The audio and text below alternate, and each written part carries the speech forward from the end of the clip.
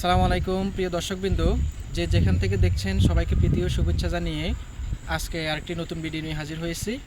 আজকের ভিডিওটা হচ্ছে বোরো ধানের সার সুপারিশ নিয়ে। অর্থাৎ আপনারা এখন মাঠে যে বোরো ধানটা রোপণ করেছেন, এটাতে কি পরিমাণ কোন কোন সার কি পরিমাণ দিবেন সে বিষয়ে আজকে আমি একটু আলোচনা করব। প্রথমত, বোরো ধানে আপনারা কী কী সার ব্যবহার করেন? ইউরিয়া, টিএসপি অথবা ডিএপি, এরপরে হচ্ছে এমওপি, জিপসাম, দস্তা, আর হচ্ছে কি দেন, দানাদার কীটনাশক। তো এখন কোন সার কতটুকু পরিমাণে দিবেন?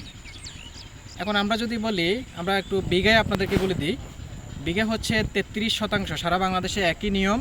33% হচ্ছে 1 বিঘা। অর্থাৎ এই 1 বিঘাতে আপনি কতটুকু সার দিবেন? প্রথমে আমরা যদি বলি ইউরিয়ার ক্ষেত্রে 33% 1 বিঘা, সেক্ষেত্রে আপনারা প্রতি শতাংশে 1 কেজি করে, আপনারা ইউরিয়া ব্যবহার করবেন। তাহলে বিঘায় কতটুকু হয়? 33% 33 কেজি। এখন ইউরিয়াটা দেওয়ার ক্ষেত্রে আপনারা তিন ধাপে দিবেন, কখনো এক ধাপে ইউরিয়া দিবেন না। অর্থাৎ জমি রোপণের 10 দিন পরে, 10 থেকে 15 দিনের মধ্যে আপনারা প্রথম ধাপ ইউরিয়া দিবেন। তারপর দ্বিতীয় ধাপ হচ্ছে প্রথম ধাপ প্রয়োগের 20 থেকে 25 দিন পরে। তৃতীয় ধাপ হচ্ছে কাঁচস্থল আসার আগে। এ হচ্ছে ইউরিয়া 3 ধাপে দিবেন আপনারা, কখনো ইউরিয়া 1 ধাপে দিবেন না। দ্বিতীয় হচ্ছে টিএসপি অথবা ডিএপি।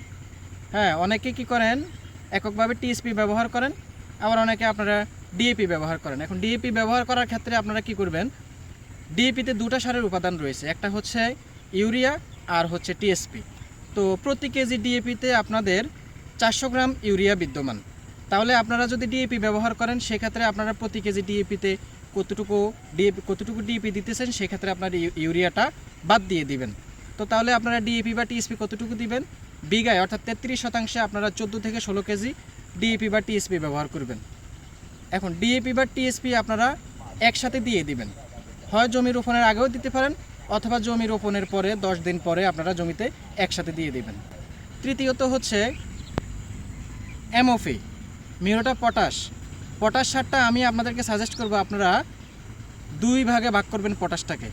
জমি রোপণের পূর্বেও দিতে পারেন, অথবা জমি রোপণের 10 দিন পরে, 10 থেকে 15 দিনের মধ্যে আপনারা এই 33% 22 কেজি, 20 থেকে 22 কেজি এই সারটা দিবেন। এখন এই সারটা 2 ধাপে প্রয়োগ করবেন। প্রথম হচ্ছে আপনি 22 কেজি হলে আপনার 11 কেজি সার জমি রোপণের 10 থেকে 15 দিনের মধ্যে দিয়ে দিবেন। বাকি যে 11 কেজি সার থাকবে, 10 কেজি বা 11 কেজি সার, সেটাকে আপনারা 2 ভাগ করে পরবর্তী 2 ধাপ ইউরিয়ার সাথে প্রয়োগ করবেন। এরপরে আসেন জিপসাম। জিপসাম হচ্ছে আপনি 33%, অর্থাৎ 33% বা 1 বিঘাতে আপনি 15 কেজি জিপসাম প্রয়োগ করবেন। তো জিপসামটাও আপনি জমির রোপণের পূর্বেও দিতে পারেন, অথবা জমি রোপণের 10 থেকে 15 দিনের মাথায় একসাথে দিয়ে দিবেন 15 কেজি। এরপরে আসেন দস্তা। দস্তা আপনারা 33% বা 1 বিঘায় 1.5 কেজি দিবেন। দস্তার ক্ষেত্রে একটা বিশেষ সমস্যা আছে, সেটা হচ্ছে অনেকে আপনারা বিভিন্ন সারের সাথে দস্তাটা মিশিয়ে দেন। সেই ক্ষেত্রে কি হয়, আপনাদের সারে একটা বিক্রিয়া সৃষ্টি হয়। বিক্রিয়ার কারণে আপনাদের বাকি সারের যে কার্যক্রিয়া থাকে সেটা নষ্ট হয়ে যায়। বিশেষ করে আপনারা ডিএপি বা টিএসপির সাথে দস্তা ব্যবহার করবেন না, দস্তা প্রয়োজনে অন্য দিন ব্যবহার করবেন। এরপরে আসেন আপনারা দানাদার কীটনাশক ব্যবহার করেন। দানাদার কীটনাশক আপনারা বিঘায় 1 কেজি করে দিয়ে দিতে পারেন। সেটা এই জমি রোপণের আগেও দিতে পারেন, অথবা জমি রোপণের 10 থেকে 15 দিনের মধ্যে আপনারা দিতে পারেন। এখন আরেকটা বিষয় হচ্ছে, আপনারা যে বর্তমানে নিয়নিবাদ দিয়ে আপনারা ঘাসের ওষুধ স্প্রে করেন। তো ঘাসের ওষুধ যখন স্প্রে করেন অথবা সারের সাথে মিশিয়ে দেন, সেক্ষেত্রে কি হয়, আপনারা ঘাসের ওষুধটা অবশ্যই 3 থেকে 5 দিনের মধ্যে, জমি রোপণে 3 থেকে 5 দিনের মধ্যে আপনারা ইউরিয়া অথবা এমওপি সারের সাথে আপনারা মিশিয়ে দিয়ে দিবেন জমিতে।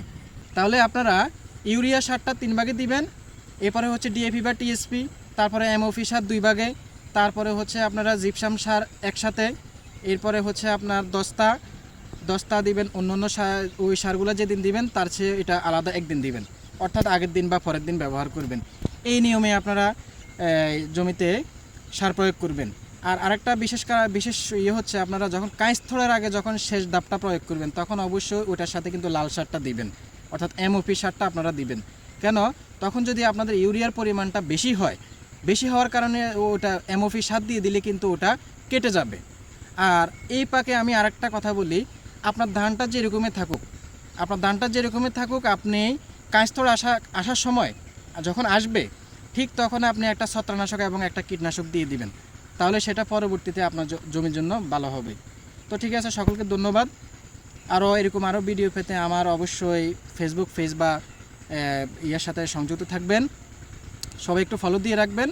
নেক্সটে আমরা আরও অনেক ভিডিও নিয়ে আসবো। তো ধন্যবাদ, আসসালামু আলাইকুম।